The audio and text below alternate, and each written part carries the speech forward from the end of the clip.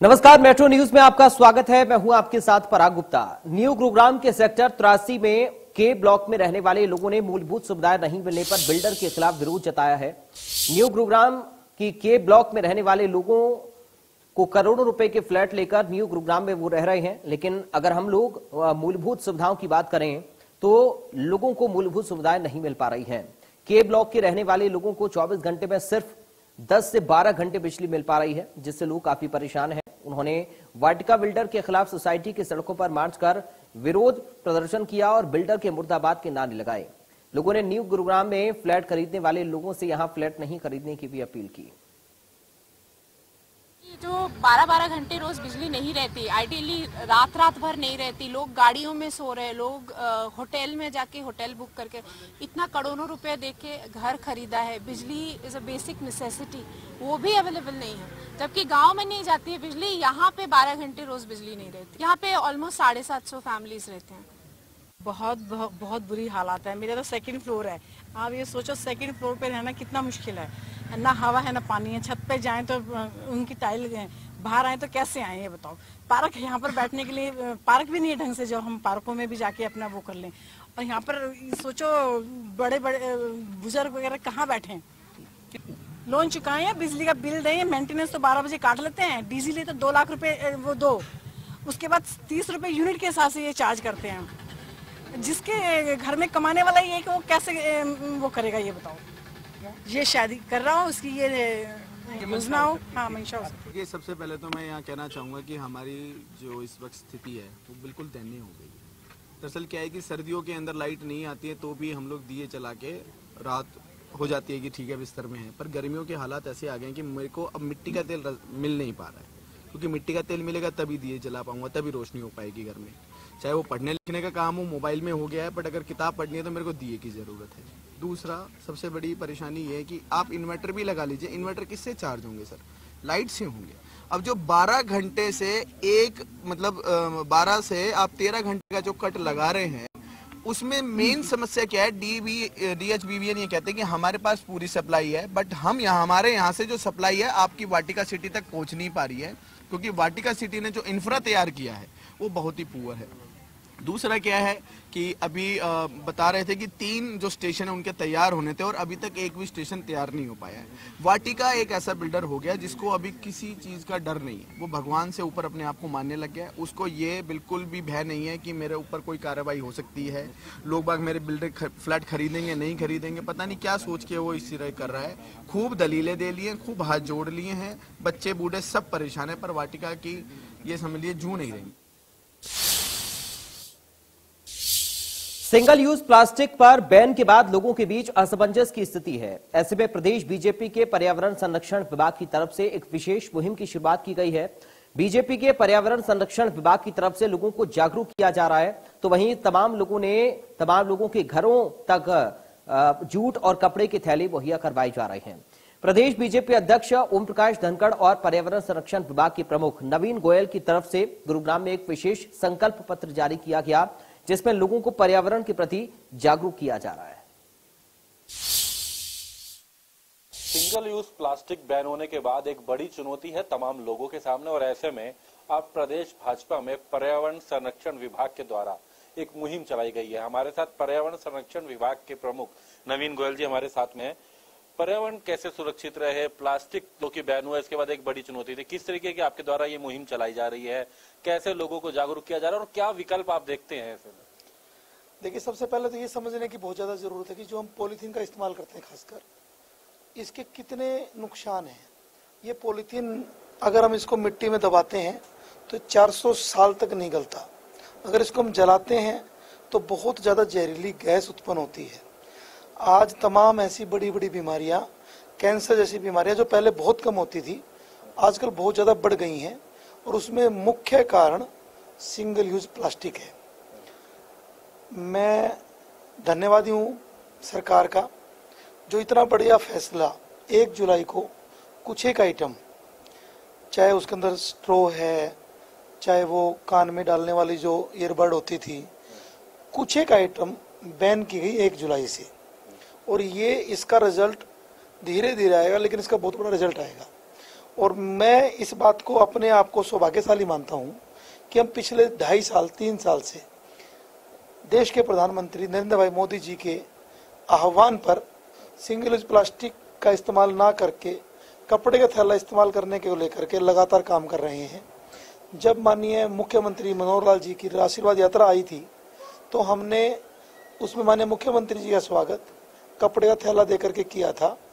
और उस 2020 में जब कोरोना आया उससे पहले करीबन 1 लाख थैले हमने घरों में जाकर के बांट करके इसका जन जागरूकता अभियान चलाया था। किस तरह का थैला हम चाहेंगे? मैं आपको बताना चाहता हूं कि ये कपड़े का थैला है और इस थैले में हमने गुरुग्राम को लेकर कुछ कोट्स भी लिखे हैं, सफाई को लेकर के, प्रकृति को दे आराम, प्लास्टिक मुक्त हो गुरुग्राम। ये थैला जन जागरूकता के लिए हम हर घर में जाकर के दे रहे हैं। इस थैले का इस्तेमाल आप बार बार कर सकते हैं। 20 किलो तक का सामान, बहुत ठोस थैला है ये, 20 किलो तक का सामान इसके अंदर आ सकता है। और मैं मानता हूं कि ये बहुत अभूतपूर्व परिवर्तन गुरुग्राम के लोगों में आएगा, क्योंकि किसी भी चीज को धरातल पर लाने के लिए जन जागरूकता और जन भागीदारी की जरूरत है। और आज ही हमने एक ये ब्रोशर लॉन्च किया है और ये माननीय प्रदेश अध्यक्ष श्री ओम प्रकाश धनखड़ जी के हाथों से, उनके कर कमलों से हमने इसको लॉन्च कराया है। इसमें हमने पीछे अपील भी की गई है कि बारिशों का समय है, जितने मर्जी पौधे हमारे से आप ले लीजिए। हमने 2 नंबर भी लॉन्च किए हैं और इसमें प्रॉपर तरीके से जानकारी लिखी है। इसमें सारे अभियान लिखे गए हैं, जो हमारे अभियान चल रहे हैं, हमारे द्वारा किए गए, टीम के द्वारा किए गए कार्य।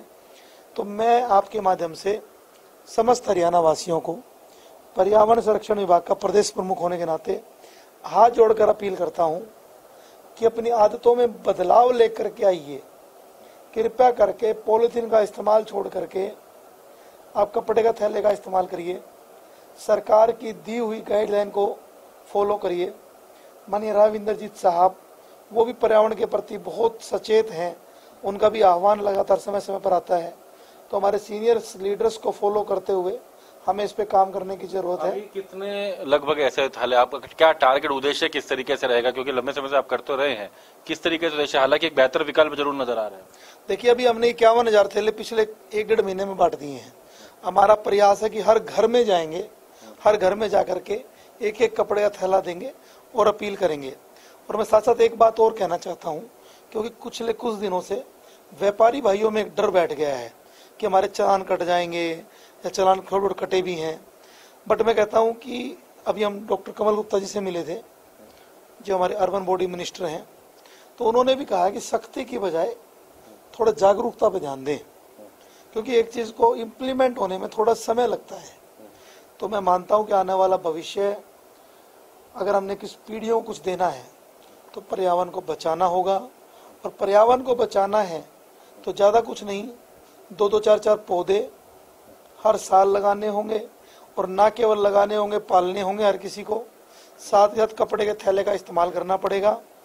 तीसरी बात मैं कहता रहता हूं कि अपने आसपास हमने सफाई करनी है, सफाई रखनी है। और चौथी बात कि हमारा वाटर लेवल बहुत नीचे जा रहा है, इसको हमने पानी को खर्च तो करना है पर फिजूल खर्च नहीं करना।